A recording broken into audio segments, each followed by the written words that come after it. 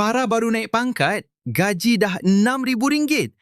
Tapi, setiap kali baki akaun dia banyak, dia rasa gelisah. Dia rasa macam ada satu suara paksa dia habiskan duit tu sekarang juga. Duit bukan sekadar nombor, tapi ada ikatan emosi yang ramai tak sedar. Farah rasa gelisah bila ada duit sebab kepercayaan masa kecil. Dulu, dia selalu tengok mak ayah bergaduh teruk pasal duit.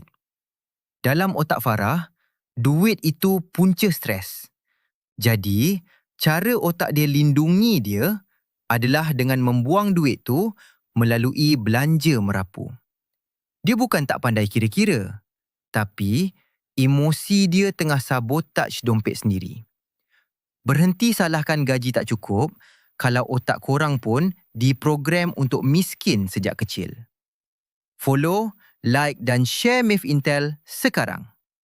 Tapi korang tahu tak, ada lagi satu penyakit yang lagi bahaya tengah makan duit korang. Jawapannya ada kat part 2. Klik sekarang.